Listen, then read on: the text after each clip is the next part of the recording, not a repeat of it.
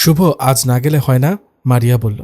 না রে পাগলি, আজ আমাকে যেতেই হবে, না হলে ম্যানেজার খুব বকাঝকা করবে। আবার কবে আসবা? সামনের ঈদের ছুটিতে ইনশাল্লাহ আসব। মারিয়া তখন বিষণ্ণ মনে বলে, এতদিন? হ্যাঁ, তোমাকে ছাড়া আমার থাকতে খুব কষ্ট হয় বলে মারিয়া শুভকে জড়িয়ে ধরে কান্না করে দেয়। আমার হয় না? আমারও তো ইচ্ছা হয় তোমাকে নিয়ে সময় কাটাই, তোমাকে প্রতি মুহূর্তে বুকে আগলে রাখি, কিন্তু ছুটি তো কম, তাই হয়তো তোমাকে সময় দেই কম। মন খারাপ করে না আমার লক্ষ্মীটা, ঈদের ছুটিতে এসে সব সুদে আসলে পুষিয়ে দেব। মারিয়া তখন জড়িয়ে ধরা থেকেই মাথা উঠিয়ে উঁচু হয়ে শুভর চোখে চোখ রেখে বলল, সত্যি তো? আমি কি কখনো তোমার সাথে মিথ্যা বলেছি? শুভ তখন মারিয়াকে কপালে ভালোবাসার স্পর্শ দিয়ে শক্ত করে জড়িয়ে ধরে। এভাবে কতক্ষণ জড়িয়ে রাখার পরে মারিয়া বলল, সাবধানে থাকবা কেমন? আচ্ছা, ভাবিদের সাথে থাকবা, সবার সাথে নিজেকে মানিয়ে চলবা। যাও, এখন আম্মুকে ডাক দাও তো। আচ্ছা, তুমি কাপড়টা পরো, আমি আম্মুকে ডেকে আনছি। ওকে আম্মু, শুভ আপনাকে ডাকে। যাও, আমি আসছি। সবকিছু ঠিকঠাক হয়েছে তো বাপ? হ্যাঁ আম্মু, সবকিছু নিয়েছি। এখনই বের হবি? হ্যাঁ। আচ্ছা, সাবধানে যাস। আচ্ছা, তুমিও সাবধানে থেকো, আর মারিয়ারে তোমার সাথে সাথে রাখো। আচ্ছা, তুই বাড়ির এসব নিয়ে চিন্তা করিস না। শুভ তখন মারিয়ার দিকে তাকিয়ে বলল, আমি যাচ্ছি, সাবধানে থেকো কেমন? মারিয়া তখন গলাটা কাত করে হ্যাঁ বোধক সম্মতি জানায়। শুভ তখন হাঁটতে হাঁটতে বাড়ির গেটের বাইরে চলে যায়, আর মারিয়া বিষণ্ণ মনে শুভর চলে যাওয়ার দিকে তাকিয়ে থাকে। শুভ আর মারিয়ার বিয়ে 1 মাস হলো হয়েছে। মারিয়া গরিব ঘরের মেয়ে, শুভ যেখানে চাকরি করে সেখানকার দারোয়ানের মেয়ে। 1 মাস আগের কথা। শুভ ইন্ডিয়া থেকে ফিরে অফিসে যাওয়া আসার পথে খেয়াল করে দেখে শুভকে বাবা বলে ডাক দেওয়া লোকটি এখন আর গেটের সামনে বসে থাকে না। তাহলে লোকটার কি চাকরি চলে গেল নাকি? নাকি বাড়িতে কোনো সমস্যা হয়েছে? শুভর মাথায় এই প্রশ্নগুলো বারবার এসে ঠেকেছে। শুভ তখন তার কলিগ রানাকে বলে, রানা, আমাদের গেটের দারোয়ানটা আসে না কেন? স্যার, আপনি যখন ইন্ডিয়াতে ছিলেন তখন তিনি স্ট্রোক করে মারা গেছেন। কি বলো?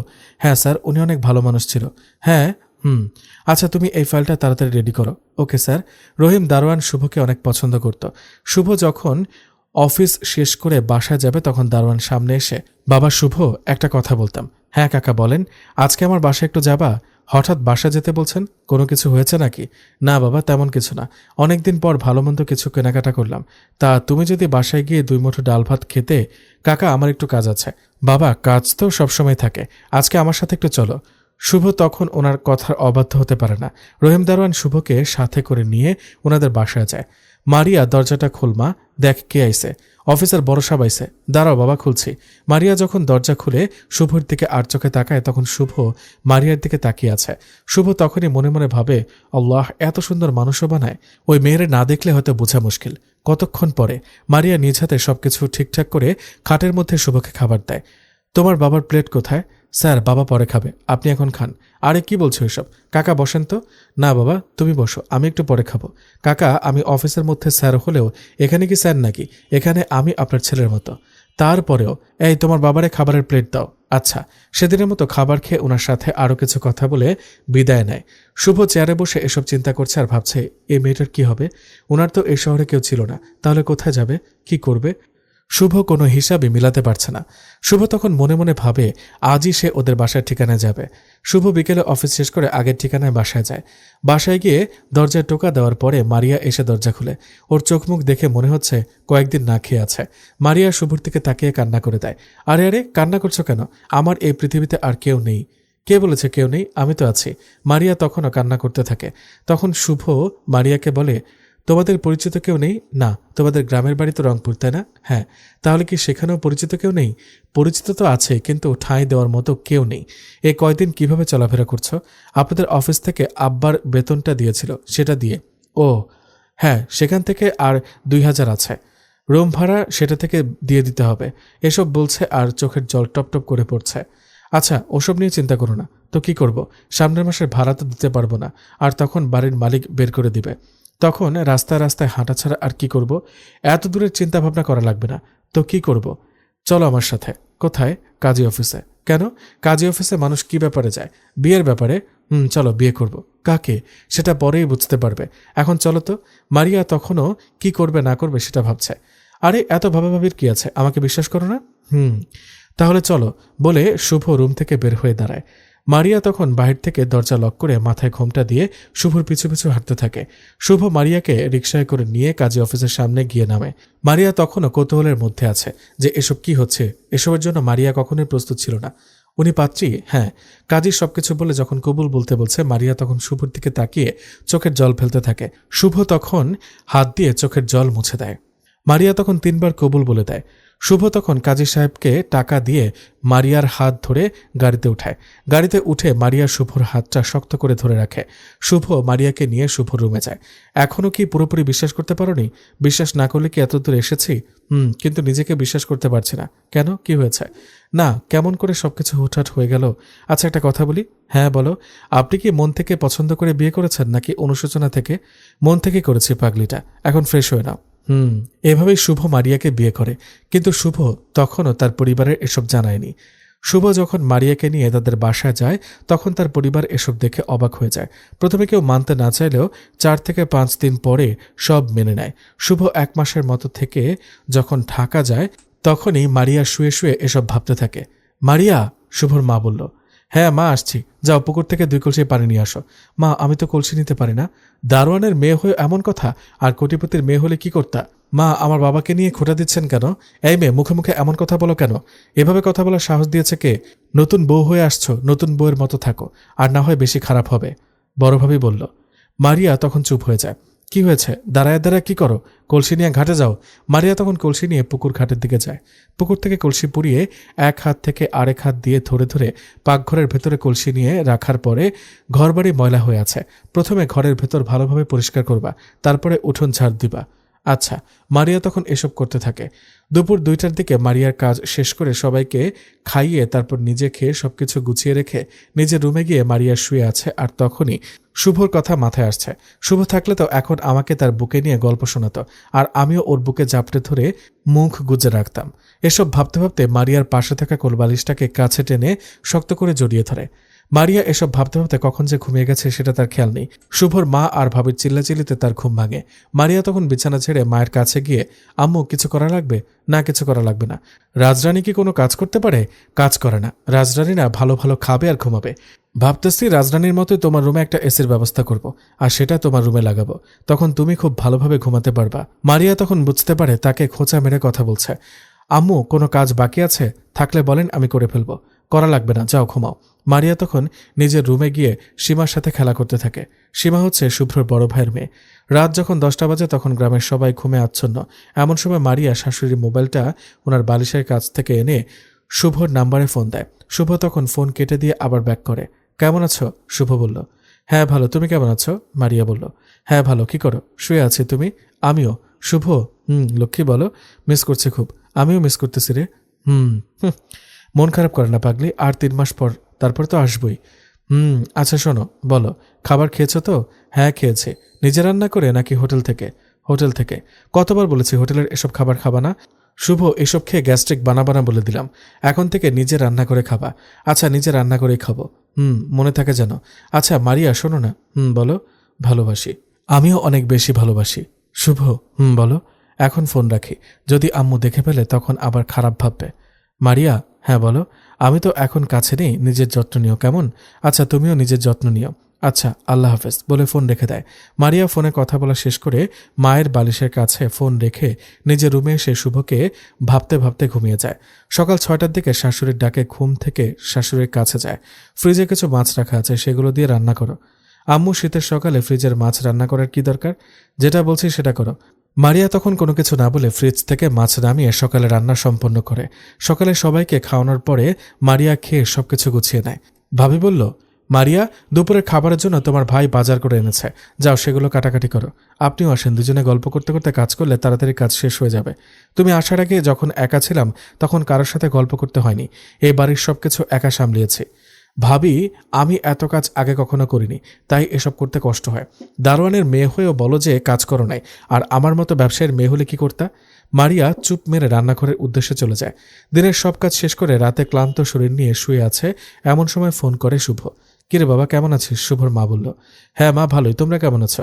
হ্যাঁ ভালো। মারিয়া কেমন আছে? হ্যাঁ ভালোই আছে। ওর কাছে একটু ফোনটা দাও। এই মারিয়া। হ্যাঁ আম্মু। ধরো, ফোন করেছে শুভ। মারিয়া তখন তড়িঘড়ি করে বিছানা থেকে উঠে দৌড়ে শাশুড়ির রুমে গিয়ে ফোনটা হাতে নেয়। ফোনটা হাতে নিয়ে আবার নিজের রুমে দৌড়ে আসে। মারিয়া তখন ফোনটা কানে নিয়ে, হ্যালো শুভ, কেমন আছো? ভালোই আছি। তুমি? হ্যাঁ ভালো। কি করো? তোমার কথা ভাবছিলাম। কি ভাবছিলে? ভাবছি আমার বরটা পাশে থাকলে কত করে কেয়ার করত আর জড়িয়ে ধরত। মা কি কেয়ার করে না? হ্যাঁ হ্যাঁ করে তো, অনেক করে। তাহলে গাথা, তোমার কেয়ার কেয়ার কারোর সাথে মিলবে নাকি? আচ্ছা খাবার খেয়েছো? হ্যাঁ, তুমি? না, দেরি হবে। কেন? আসতে লেট হয়েছে তাই। কোনো মেয়ের সাথে কথা বলতে গিয়ে দেরি হয়েছে নাকি? কুত্তি, মার দিব কিন্তু। অফিসের কাজ বেশি ছিল। ভালোবাসি। আমিও ভালোবাসি আমার পুরীটাকে। আমার খেলার সাথে চাই। বুঝলাম না, আমার একটা পুতুল লাগবে। এই বয়সে পুতুল? ইস, ধুর কুত্তা, বুঝেও না বুঝার ভান করে। বুঝিয়ে বললেই তো হয়। বলবো? হ্যাঁ, আমার একটা পুতুল চাই, যে পুতুলটা আমাকে মা আর আপনাকে বাবা বলে ডাকবে। ও মা, এই পিচ্চিটা এখনো মা হতে চায়? এই, আমি পিচ্ছি না, আমি এখন বড় হয়ে গেছি। তাহলে তো আমারও বাবা হওয়া লাগবে। কবে আসবা? তোমার বুক ছাড়া আমার চোখে ঘুম আসে না। আসবো আর কয়দিন পরে। মারিয়া, হ্যাঁ বলো। এখন ফোন রাখি কেমন? আচ্ছা, এই শোনো। কি? চোখ বন্ধ করো। করলাম। এবার আমাকে ফিল করো। মুয়া, মুয়া। ভালোবাসি। আমিও আমার বরটাকে অনেক অনেক ভালোবাসি। আল্লাহ হাফেজ। আল্লাহ হাফেজ। ফোন কেটে দেওয়ার পরে মারিয়া মোবাইলটা নিয়ে শাশুড়ি মায়ের হাতে দেওয়ার পরে, ফোনে এত কথা বলা লাগে? আমরা তো জামাইয়ের ঘর করছি, এ কথা তো কখনো বলিনি। মারিয়া তখন নিজের রুমে চলে আসে। মারিয়া এখন আর এসব শোনার সময় নেই। মারিয়া বিছানায় শুয়ে উপরে কম্বল দিয়ে কোলবালিশটা কাছে নিয়ে শুভকে ভেবে কয়েকখানা চুমু দিয়ে কোলবালিশটাকে আরও শক্ত করে জড়িয়ে ধরে ঘুমিয়ে যায়। পরের দিন সকাল 6টার দিকে মারিয়া সজাগ হয়েও তাদের বিবাহিত জীবনের প্রথম 1 মাসে কথা ভাবছে। এমন সময় শাশুড়ি মা তার রুমে এসে, এটা কারোর বাপের রাজমহল না যে রানীদের মতো খাইবা আর ঘুমাইবা। আম্মু বসেন। আমি বসতে আসিনি। কিছু বলবেন? রান্না করা লাগবে। এত সকালে রান্নার কাজ? হ্যাঁ, রান্না না করলে কোনো ফেরেস্তা আকাশ থেকে সে খাবার দিয়ে যাবে না। মারিয়া শাশুড়ি মায়ের এসব শুনে সে বুঝতে পারে কথা বলে লাভ হবে না। মারিয়া তখন বিছানা গুছিয়ে একা একা রান্নার কাজে লেগে যায়। এভাবে কয়েকদিন যাওয়ার পরে একদিন সকালে মারিয়া শরীরে প্রচণ্ড জ্বর ওঠে। প্রতিদিনের মতো শাশুড়ি মা এসে বকাবকি করতে থাকে আর মারিয়া এদিকে শীতে কাঁপাকাঁপি করছে। এই মেয়ে, ওঠো না কেন? মারিয়া সে জ্বরে কাঁপছে। শুভর মা এভাবে কয়েকবার ডাকার পরে সে চিল্লাতে থাকে, এই ফাজিল মেয়ে, উঠিস না কেন? এটা কি কোনো সিনেমার জায়গা যে অভিনয় করবি? মারিয়া তখন শোয়া থেকে উঠে বিছানায় বসে। কি হয়েছে? শাশুড়িমা তখন মারিয়ার গালে কষে এক থাপ্পড় মেরে বসে। মারিয়া তখন নিঃশব্দে কান্না করতে থাকে আর চোখ বেয়ে টপ টপ করে পানি পড়তে থাকে। এই ঢং করবি না, রান্নাঘরে যা রান্না করবি, না হলে খুব খারাপ হবে। মারিয়া তখন শরীরে জ্বর নিয়েই রান্নাঘরে রান্না করার উদ্দেশ্যে যায়। চাল ধুয়ে চুলায় আগুন ধরিয়ে বসার কতক্ষণ পরে মারিয়া জ্ঞান হারিয়ে চুলোর পাশে শুয়ে পড়ে। পাশের ঘরের একটা মেয়ে সম্পর্কে মারিয়ার ননদি লাগে। সে উঠোন দিয়ে যাওয়ার সময় খেয়াল করে দেখে মারিয়া হঠাৎ চুলার পাশে পড়ে যায়। চাচি আম্মা, মারিয়া ভাবি অজ্ঞান হয়ে গেছে বলে সে মারিয়ার কাছে দৌড়ে এসে মারিয়াকে দুজন মিলে মাটি থেকে উঠিয়ে খাটে এনে শুইয়ে মাথায় পানি দিতে থাকে। বড় ভাবি মারিয়া ভাবির শরীরের এত জ্বর, তারপরেও তাকে কিভাবে রান্নাঘরে রান্না করতে পাঠালেন? আরে মনে হয় বেবি হবে, সে কারণে হয়তো জ্ঞান হারিয়েছে। শরীরের এত তাপ আর তুমি এসব কি বলছো? তোমরা কি মানুষ নাকি অন্য কিছু? ওই মেয়ে এত বেশি বকবক করবি না। এখানে থাকলে চুপ করে থাক, আর না হয় বের হ, শাশুড়ি মা বলল। সালমা তখন তাদের কথায় কান না দিয়ে মাথায় পানি ঢালতে থাকে। মিনিট 10 পরে মারিয়া চোখ খুলে তাকিয়ে দেখে তার পাশে সালমা নামের মেয়েটি মাথায় পানি ঢালতে থাকে। মারিয়া তখন অস্ফুট শব্দে কান্না করে দেয়। ভাবি, কান্না করো না, তুমি ঠিকঠাকভাবে শুয়ে থাকো, আমি মাথায় পানি ঢেলে দিচ্ছি। আম্মু আর ভাবি কোথায়? তারা তাদের মতো সবকিছু নিয়ে ব্যস্ত আছে। তুমিও চলে যাও, না হলে তোমাকেও বকবে। ওনারা বকা দিলে আমার কিছু যায় আসে না। তুমি চুপ করে শুয়ে থাকো, আমি চুলের পানি মুছে দিয়ে কপালে পানি পট্টি দিয়ে দেব। মারিয়া তখন শোয়া থেকে মাথা একদিকে কাত করে। সালমা তখন সবকিছু ঠিকঠাকভাবে করে মারিয়ার মাথায় পানি পট্টি দিয়ে দেয়। দিন গিয়ে রাত হয়। মারিয়া তখন শুয়ে জ্বরে কাঁপছে। রাত 10টার দিকে শুভ তার মায়ের মোবাইলে ফোন দেয়। কিরে বাবা, কেমন আছিস? হ্যাঁ মা, ভালো। তুমি কেমন আছো? হ্যাঁ ভালো। বাড়ির সবাই কেমন আছে?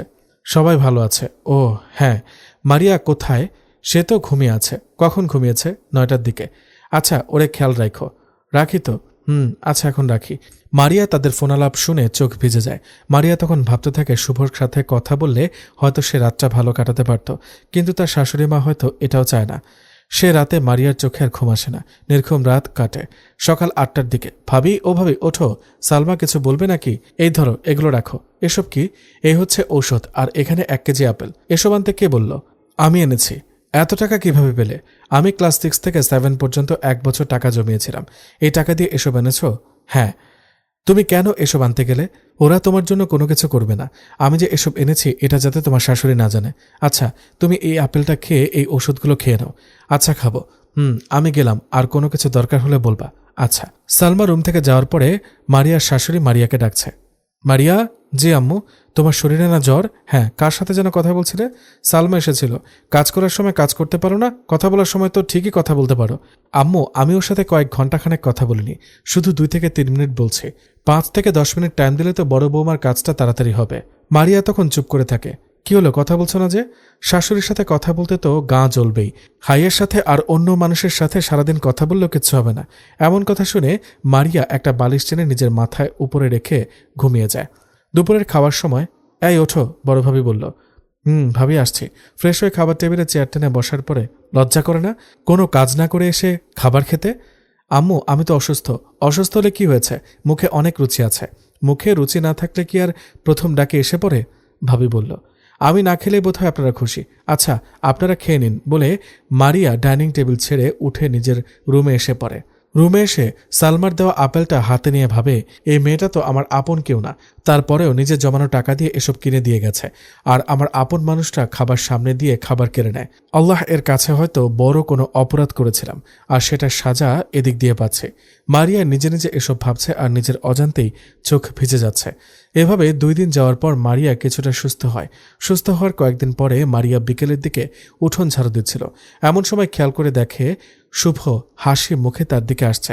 মারিয়া তখন হাত থেকে ঝাড়ু ফেলে দিয়ে দৌড়ে শুভর শরীরে ঝাঁপিয়ে পড়ে। শুভ মারিয়াকে শক্ত করে জড়িয়ে ধরে সবার সামনে কয়েকটা চুমু দিয়ে দেয়। শুভ মারিয়াকে ছাড়িয়ে সবাইকে ভালো মন্দ জিজ্ঞাসা করে নিজের রুমে আসে। শুভ রুমে এসে খাটে বসার পরে মারিয়া শুভর কোলে বসে পড়ে। আমি বিশ্বাসই করতে পারছি না। কেন? তুমি হঠাৎ এভাবে আসবা? সারপ্রাইজ দিতে চেয়েছিলাম। এমন সারপ্রাইজ আমি জীবনেও হই নাই বলে ঘাড় ঘুরিয়ে শুভর চোখের দিকে তাকিয়ে শুভর ঠোঁটে ভালোবাসার স্পর্শ দেয়। মারিয়া, বলো না, এসব কি? কোথায় কি? তোমার চেহারা কি অবস্থা হয়েছে? আরে পাগল, জন্মের পর থেকে তো ঢাকাতে আছি। সেখানকার পরিবেশের সাথে এখানকার পরিবেশটা খাপ খায়নি, তাই হয়তো একটু কালো হয়ে গেছে। ওহ, পরিবেশের কারণে মানুষের ওজন কমে যায়, সেটা জানা ছিল না। মারিয়া তখন চুপ করে থাকে। কি হলো, কথা বলছো না কেন? কিছু না, এখন ফ্রেশ হয়ে আসো। আগে বলো এসব কিসের জন্য? আগে তুমি ফ্রেশ হয়ে আসো। শুভ তখন ফ্রেশ হয়ে এসে মারিয়ার সাথে কথা বলছে। এমন সময় মা এসে শুভ কিছু খেয়ে নে। খেয়ে আসছি, এখন খাবো না, পরে খাবো। না, এখন খাবি। বৌমা, শুভকে নিয়ে আসো সাথে করে। মারিয়া তখন শুভকে সাথে করে ডাইনিং টেবিলে বসে। ভাবি কোথায়? এখানেই আছে, ডাক দাও। সীমার মা, এদিকে আসো। ভাবি আসার পরে, আম্মা, আমি তোমার আর ভাবির থেকে তো এসব আশা করিনি কখনো। কি আশা করিস নাই? কিসের কথা বলছিস? মারিয়া এমন একটা মেয়ে যার বাবা মা কেউ নেই। ভেবেছিলাম তুমি ওকে সেটার অভাব দূর করে দিবে, কিন্তু তুমিও এসব কি করে পারলে? কি করেছি? ওরে দিয়ে সব কাজ করাও, কিন্তু খাবারের সময় ওরে ছাড়া কিভাবে একা খেয়ে ফেলো? ও কি মানুষ না, নাকি কোনো পোষা প্রাণী? কে বলল এসব কথা? সত্য কি কখনো চাপা থাকে? মারিয়া অসুস্থ হয়েছে, তখন কি কোনো ডাক্তার দেখানো যায়নি? ডাক্তার তো ডাকোইনি, এমনকি আমাকেও জানাওনি। কেন মা, এসব কেন করেছ? ওরে কি নিজের ছেলের বউ মনে করো না? কোনো মানুষ কাজের মেয়ের সাথে এমন করে না, আর তুমি তোমার ছেলের বউয়ের সাথে এমনভাবে চলছো। ও কি দোষ করেছে বলো? শুভর মা চুপ করে আছে। এইভাবে কথা বলো না কেন? বাদ দাও এসব, এখন খাও। বাদ দিব কেন? তুমি তো ওরে আপন বোনের মতো দেখার দরকার ছিল, আর তুমি কি করলা? শুভর মা আর ভাবি দুজনই তখন চুপ করে থাকে। এই মারিয়া, হ্যাঁ বলো, সাথে কি কি নিবা নিয়ে নাও। কি? হ্যাঁ, যা বলছি তা করো। কেন? তুমি তো দারোয়ানের মেয়ে, সো এই বাড়ি তোমার জন্য না। শুভ, বাবা, এসব কি বলছিস? যা বলছি তা তো শুনতেই পাচ্ছ। এই মারিয়া, ব্যাগ গোছাও। বাবা, পাগলামি করিস না। পাগলামি আমি করছি নাকি তোমরা করছিলে? শুভ ভাই, এসব করিস না। এই তোরে বলছি না সবকিছু গুছিয়ে নিতে। আচ্ছা, এদিকে আসো। কোথায়? রুমে আসো। মারিয়া শুভকে রুমে ঢুকিয়ে দরজা লক করে শুভকে শক্ত করে জড়িয়ে ধরে পায়ের উপর পা রেখে ঠোঁটে ঠোঁট লাগিয়ে নেয়। শুভ ততক্ষণ চুপ হয়ে থাকে। এখন চলো। কোথায়? ঢাকা। কেন? ওখানে দুজন থাকবো। আচ্ছা, থাইকো, এখন চুপ করে বিছানায় শুয়ে থাকো। না, আমি পারবো না, আমি বুকে মাথা রাখবো তো। তখন শুভ রাগে দাঁড়িয়ে আছে। মারিয়া তখন শুভকে বিছানায় ধাক্কা দিয়ে বুকে মাথা রেখে শক্ত করে জড়িয়ে ধরে। 2-1 মিনিট পরে শুভ ও মারিয়াকে শক্ত করে জড়িয়ে ধরে। মারিয়া জানে শুভকে কিভাবে রাগ ভাঙাতে হয়।